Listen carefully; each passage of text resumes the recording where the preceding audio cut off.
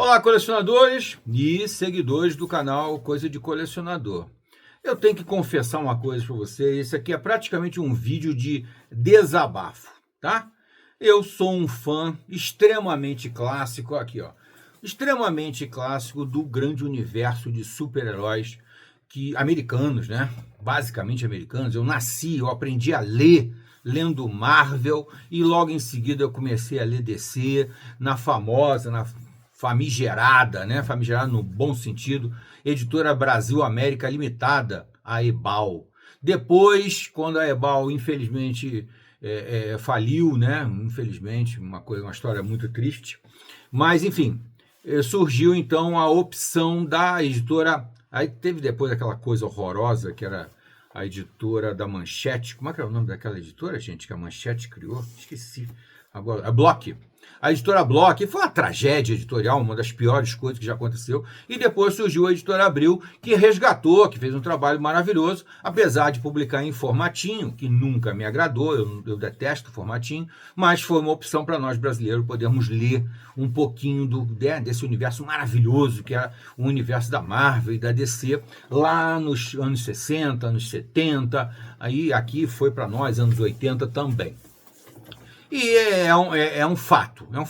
Só que depois vieram os famigerados anos 90 e nós tivemos, eu sempre faço essa ressalva, apesar que tem coisa boa nos anos 90, só que você tem que peneirar muito, você tem que ficar procurando muito. Mas anos 90 tem alguma coisa de qualidade, mas a grande maioria foi uma grande tragédia, onde as editoras de quadrinho acharam, até por conta da Major da época, né, a maior editora, mais poderosa editora na época, ter sido a Image Comics, que surgiu do nada e surgiu no topo, né? Ela só não chegou a superar, acho que a Marvel, em termos de vendas, mas em termos de gosto generalizado, a Image foi o suprassumo, né?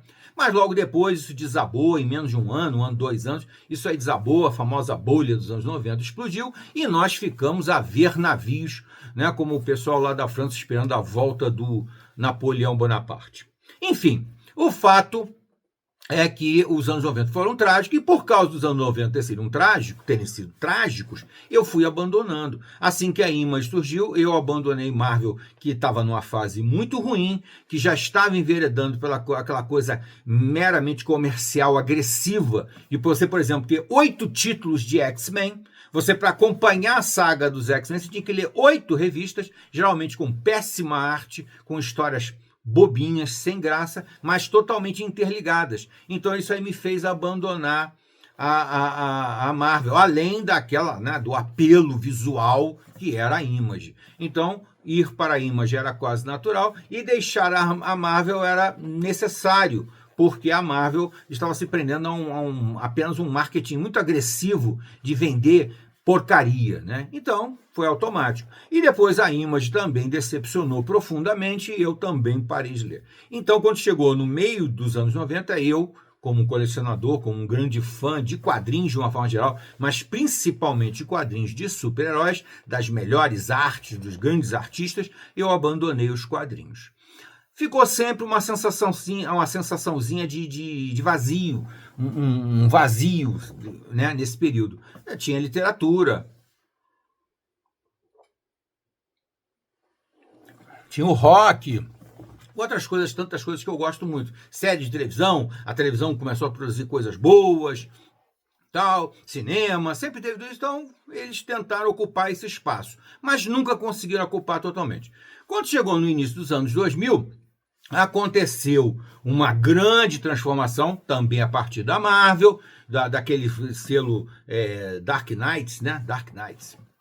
Aquele selo Dark Knight que começou a transformar a história em quadrinho que existia, que era lamentável, com poucas exceções, numa coisa muito maior, com alguns personagens que mudaram o rumo dos quadrinhos de heróis, tornando os quadrinhos de heróis muito mais adultos, né? Aquele selo Dark Knights é um marco muito grande, e o selo Vértigo na DC Comics, que foram opções diferentes editoriais, né? A DC Comics pegou personagens de terceiro escalão e deu na mão de uns caras muito doidos, muito bons, que criaram um universo maravilhoso, que é o universo da Vertigo.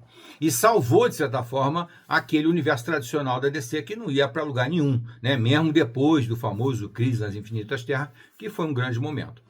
A Marvel fez mais ou menos, pegou 4 títulos ali, 4 personagens ali, que não tinham muita expressão e deu na mão de um cara lá meio cabeçudo, né? Um cabeçudo lá que disse assim, não, peraí, isso aqui dá jeito. Demolidor, Inumanos, Pantera Negra, sei lá, uns 4 ou 5 títulos que ninguém ligava e que de repente ele transformou num grande sucesso. Fizeram mesmo grande sucesso. Transformaram a indústria. Tanto é que ele acabou virando editor da Marvel, para transformar o resto também. Quando houve a virada do milênio, começou essa transformação. Mas eu não acompanhei. Eu comi mosca. Por quê? Porque eu continuava com aquela visão muito negativa dos anos 90. Mas aconteceu uma grande transformação. E aí surgiram alguns grandes escritores aí, que eu vou citar só um aqui, exemplo, apenas como exemplo, que é o Brian Michael Bendis, que fez um trabalho maravilhoso na Marvel, mais ou menos a partir de 2004, se eu não me engano, fazendo A Queda dos Vingadores. Ele começou a mudar tudo a partir dali, né? E eu não estava lendo nada disso. Quando chegou um pouco mais adiante, surgiu aquele universo que aí, enquanto a DC reduzia os universos, a Marvel expandia, né? E aí a Marvel criou o universo dos Supremos, né? O Mark Millar, um desses grandes cabeçudos, que como Brian Michael Bendis, começaram a mudar tudo. E o Mark Millar foi visionário quando fez Supremos. Quando eu peguei, por acaso, para ler os Supremos, que me deu muita saudade de ler quadrinhos, e eu vi que a Panini estava publicando coisas antigas. Aí eu comecei a pegar as coisas antigas, né? Os clássicos que eu tinha lido lá da Ebal, da editora Abril.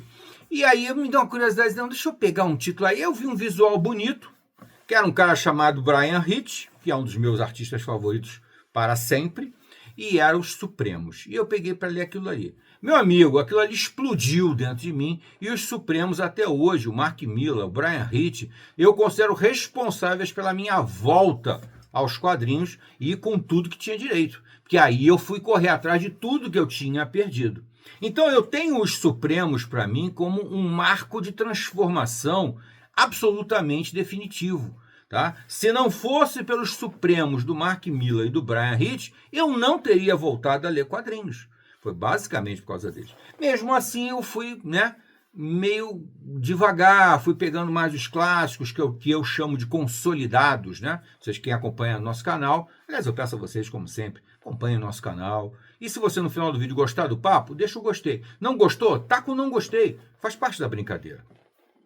Então, é muito importante, eu tenho um respeito muito grande pelos Supremos. Então, quando eu vi agora que eles iam retomar os Supremos, eu fiquei com um misto de felicidade e grande preocupação. Talvez mais preocupação do que felicidade. Porque eu sei muito bem, eu percebi muito bem, um movimento incrível, quase que datado, quase que marcado, 2012, exatamente por acaso, o mesmo ano em que eu voltei a ler quadrinhos e comecei a correr atrás de todo o meu prejuízo, do início dos anos 2000 até 2012, a Marvel e a DC, a Marvel sempre vanguardista, né? Começou a atender absurdamente a uma agenda ideológica, tá? A famosa agenda woke, e começou a determinar que os títulos dela, aos poucos, fossem enviesando para atender a essa agenda. A agenda ESG, depois a agenda woke. A ESG era uma agenda mais econômica,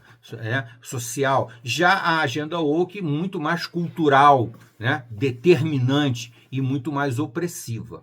Então, os títulos, na mesma época em que eu começava a me empolgar com o que estava sendo feito, eu começava a me decepcionar com o que estava sendo feito naquele momento. O que tinha sido feito, que eu perdi, e o que começava a ser feito a partir dali, mais ou menos 2012. E é uma queda, como se fosse de um precipício, de um penhasco, porque é uma queda abrupta.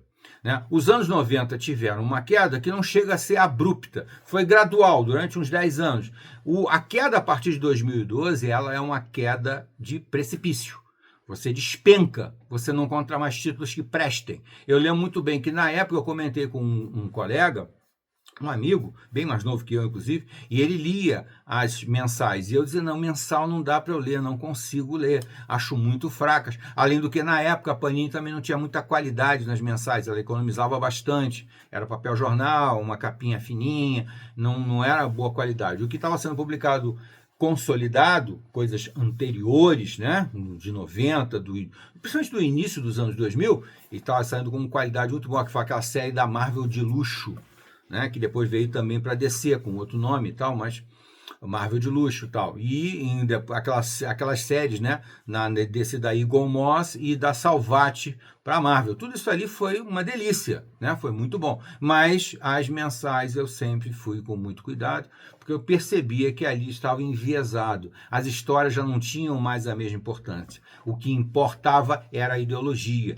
É você fazer inclusão de minorias, você transformar personagens clássicos em personagens com outras motivações, com outros perfis, apenas para atender à agenda woke. Isso aí foi uma tragédia, foi um desastre. Mas no fundo, eu queria que continuasse aquela leva maravilhosa da primeira década dos anos 2000, que foi uma década maravilhosa. Aqui atrás de mim, vocês podem ver aqui, ó, essa linha preta aqui, toda aqui, ó, começa aqui e vai até lá, é basicamente de 2000 a 2012. Onde o material da Marvel de luxo eram histórias espetaculares, com escritores muito bons e artistas sensacionais. Só que, infelizmente, isso realmente desabou, mais ou menos em 2012. Entre 2010 e 2012, desabou. Mas a gente, né, quer insistir, quer acreditar, vai transformar, vai mudar, e não vai. Né? Não vai mesmo, porque apesar de nós já termos percebido algumas mudanças pontuais na indústria do entretenimento, na indústria cultural, está muito claro que nos quadrinhos isso ainda não acontece. Os quadrinhos continuam enviesados numa direção muito determinada. Os editores determinam o rumo da história, a maneira como vai ser contada, que personagens podem participar, de que forma eles podem participar, de que forma eles não podem participar. Por exemplo, romance hétero. Romance hétero hoje em dia está proibido em história em quadrinho. O que era uma tradição, que era uma coisa normal, né? O herói ter uma namoradinha, a esposa, né? Ou vice-versa, a heroína ter um namoradinho, um esposo, uma coisa, não podia mais acontecer. Agora, se acontecesse um romance, ele teria que ser um romance homossexual. E se tivesse personagem, teria que ser um personagem homossexual, né? Ou então aquelas pautas exageradas, né? De adolescentes poderosos, incríveis, sensacionais, e crianças. Antigamente, o herói era basicamente um homem, um adulto, um homem ou uma mulher adulto. Hoje em dia, não. Hoje em dia tem que ser uma criança superpoderosa, descontrolada, que faz de tudo um pouco. E adolescentes, então, mais uma enxurrada ainda.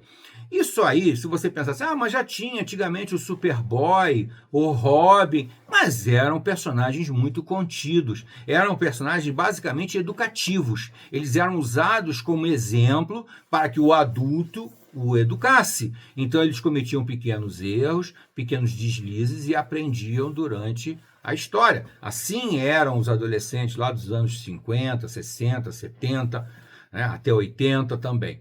Depois os adolescentes se tornaram, né, praticamente dominantes, e aí a história vai fragilizando, porque tem certas coisas que não adianta, só com a experiência você é capaz de tomar decisões mais acertadas. Né? Você pode até ter um adolescente gênio capaz de inventar um negócio, tá, tudo bem, isso aí eu acredito, mas em tomar decisões moralmente corretas, moralmente adequadas, dentro dos valores sociais, culturais de uma determinada nação, de um determinado povo, é muito mais complicado. Tá? E aí os exemplos continuam. E o que me fez gravar esse vídeo aqui é a minha sensação com isso aqui, ó. Aliás, eu não trouxe o último. Tá, isso aqui, ó. Isso aqui é muito triste de ler, muito triste mesmo. Agora está chamado de Ultimate, né? Ultimate, assumiram o nome em inglês, né? Porque os Supremos nos Estados Unidos se chamam Ultimates. E aqui o Universo Ultimate foi a primeira coisa, e aqui depois o Ultimate Homem-Aranha, e já saiu, só que não está aqui comigo, o Ultimate, os Supremos, porque mantiveram pelo menos o nome do grupo, né, que eram os Vingadores, do Mark Millar, lá naquele, acho que é o universo 1610, né, não sei o que e tal. E o Jonathan Hickman resolveu trazer de volta. Eu respeito o Jonathan Hickman, acho ele um autor talentoso, com muita competência, fez alguns trabalhos muito bons. Não coloco ele num patamar assim maravilhoso, mas acho ele um autor que merece respeito. Porém, está bem claro, está bem lógico que ele está sendo levado dentro da ideologia woke. Tá? Eu não sei se é dele, se o próprio Jonathan Hickman é um editor muito ligado à agenda woke, para ele aquilo ali é mais importante do que contar uma história, ou se ele está sendo tolhido, conduzido, tá? Porque eu já li texto, inclusive tem vídeo nosso falando aqui no canal, já li textos do Jonathan Hickman muito impressionantes, muito poderosos, no Quarteto Fantástico, por exemplo, né? Naquele primeiro volume do Quarteto Fantástico, aquele ônibus dele, ele tem um discurso do Reed Richards que é espetacular, inesquecível, antológico. Porém, eu não sei até que ponto ele mudou um pouco de atitude, acabou sofrendo um convencimento, tal, então eu não sei. O fato é que o universo Ultimate, que é o universo que me fez voltar aos quadrinhos, hoje em dia está pasteurizado. Essas histórias aqui, amigo, realmente não acrescentam muito. Apesar dele ter conseguido trazer aqui, né? O Jonathan Hickman aqui no Universo Ultimate é o Jonathan Hickman com o Bryan Hitch. Quer dizer, é um dos autores, né? O Bryan Hitch é o criador do universo, um dos criadores do Universo Ultimate. E com o Jonathan Hickman, podia ser uma coisa boa, mas a gente percebe... O artista, ele é um cara que executa a obra, ele interfere de uma maneira um pouco menor, né?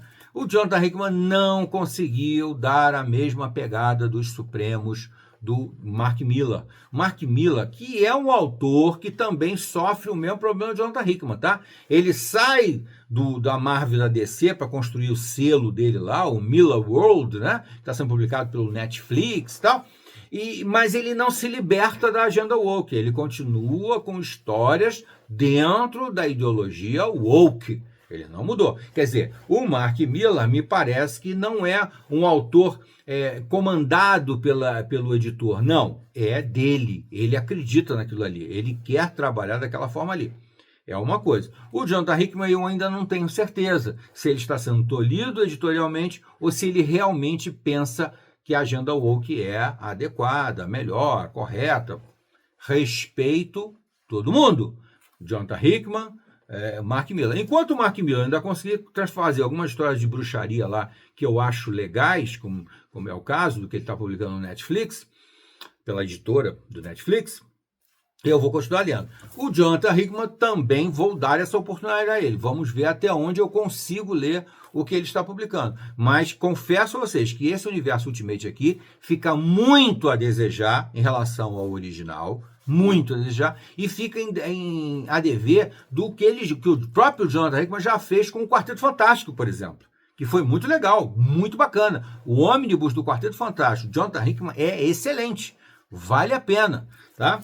Mas aqui a coisa realmente não vai bem. Aqui é o Jonathan Hickman escrevendo o Ultimate Homem-Aranha. Mas o que você percebe? Que os personagens desse novo universo Ultimate, eles apenas querem levar os paralelos, né? Os personagens desse outro universo, mas que são paralelos do universo 616, não é isso? Para o mesmo rumo. Então, o Homem-Aranha não tem uma personalidade, o Peter Parker não tem uma personalidade diferente, o Thor não tem uma personalidade diferente, o Homem de Ferro não tem uma personalidade diferente. Então tem umas coisas assim que não convencem. No Ultimate do Mark Millar, do Bryan Hitch, lá do início dos anos 2000, não vou lembrar a data exata dele, mas eles tinham personalidades completamente diferentes, eles eram diferentes. Quem leu os Supremos como eu li, tomou um impacto violento, porque ele conheceu uns Vingadores completamente diferentes do que você conhecia. E muito consistentes, muito fortes, muito impactantes. Muito legal mesmo. A história dos Supremos, para mim, lá do Mark Millar, é extraordinária. Essa daqui é insossa, é cansativa. E você vai ficando de saco cheio de ler Marvel e DC, você vai ficando de saco cheio. Então, se você começa a surgir opções de outras editoras, por exemplo, o caso do Geoff Johns, que foi um cara que trabalhou muitos anos na Marvel e na DC, sob aquela batuta dos editores muito duros, de repente ele vai e cria um selo que ele publica através da Image, o Ghost Machine, e faz histórias assombrosamente legais. Como eu já gravei vários vídeos aqui falando, dos títulos que o Geoff Johns está publicando através da Image para o selo dele, Ghost Machine. Tá? O caso do Red Coat, maravilhoso. O caso do Hulk Exodus, maravilhoso. O caso do Geiger, maravilhoso, que eu já li. E outros dois que eu ainda vou ler e vou comentar com vocês. Então a gente vai ficando de saco cheio e começa a ver opções e começa a migrar. Não tem muito escapatório. Outro título aqui que também a Marvel praticamente só tem ele, né? Só tem Jonathan Hickman. E aqui mais um título, Jonathan Hickman, aqui na área da magia da Marvel, que não é uma magia lá muito poderosa, né? Porque a magia poderosa mesmo é da DC Comics, né? Vértigo. Aquilo ali é que era bom. Mas não chega a ser ruim. Mas é um título que, se você perguntar o que eu li aqui, eu já não lembro mais. Por quê? Porque é frágil, é fraco. Eu não estou ansioso para sair a continuação aqui de Deuses. Não estou ansioso. Porque é insosso. Igual o novo Universo Ultimate. É insosso. E na DC, a coisa vai talvez até pior, não sei, com isso aqui.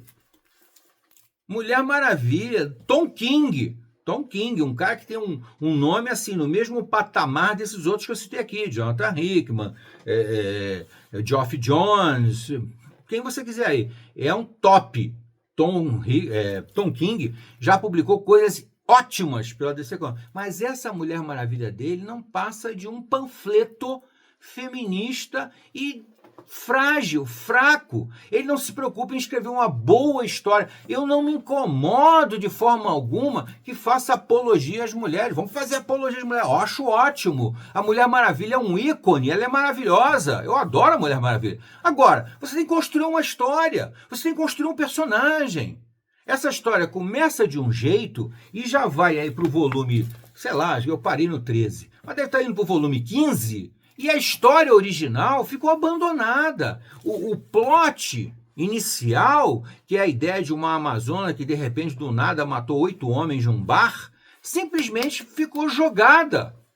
Já depois de 13 volumes ou de 15 volumes, ele não explicou até agora. Ele ficou contando um monte de outras coisas, fazendo uma panfletagem insuportável, feminista, individualista, egocêntrica. Essa Mulher Maravilha, ela é extremamente... Vou mostrar a capa da Mulher Maravilha aqui, eu estou mostrando a capa que tem o Flash, né? Mas essa Mulher Maravilha aqui é puro ego, é puro egoísmo. Ela só pensa nela. Ela não está nem aí para a humanidade, ela não está nem aí para as pessoas que às vezes ela está enfrentando, que são soldados, que estão sendo obrigados a enfrentar ela porque receberam ordens. Essa Mulher Maravilha é implacável. Não tem mais nada a ver com aquela Mulher Maravilha extremamente humanitária, que era a bandeira do Marston, quando criou a Mulher Maravilha. A grande mãe, aquela mulher que ensina acima de tudo. A grande heroína, sem dúvida nenhuma, justa, correta, mas a grande mãe, que protege. Né? Como o Super-Homem também é o grande pai. Né? O Super-Homem é o grande pai. A Mulher Maravilha era a grande mãe. O Batman sempre foi aquele, né? Aquele meio enviesado lá, que trabalhava de uma maneira meio própria, meio não ortodoxa, digamos assim, que a gente adora, né? Eu também adoro. Mas essa Mulher Maravilha do Tom King, ela é o egoísmo, o egocentrismo, a apologia exclusiva às Amazonas, transformar as Amazonas em minorias. Pelo amor de Deus, elas são superpoderosas. Que minoria é essa? Tá? Então, infelizmente, o fracasso está instalado há mais de 10 anos, há uns quase 15 anos, está instalado um fracasso nas publicações mensais de Marvel e DC. Eu não consigo mais ler. Eu confesso a vocês que gradualmente, novamente, eu vou abandonar as publicações mensais e provavelmente vou perder alguma coisa boa que vai sair no meio aí. É possível, acontece. Mas o problema é que não dá para gastar dinheiro lendo porcaria. E não é porcaria Dá para ler. Não, é porcaria que dá raiva. É porcaria que você vê, nossa, isso aqui é meramente uma enganação. Isso aqui eles querem fazer uma panfletagem ideológica e não contam nem história. Panfletagem ideológica sempre houve, meu amigo. Pantera Negra, Luke Cage, Punho de Ferro, quem você quiser, isso sempre aconteceu. Mas tentava-se disfarçar a ideologia, a panfletagem, uma boa história, uma história competente, consistente, que você lia a ideologia e aquilo meio que passava. O importante era você ler uma boa história. Hoje em dia, não. Hoje em dia, a panfletagem ficou acima de qualquer história. Não precisa contar história. Faça um panfleto e venda. É isso, gente. Infelizmente, Geoff Johns, Ghost Machine, Image Comics. E outros títulos da Image Comics, tá, gente? Eu vou trazer para vocês também. Até a próxima.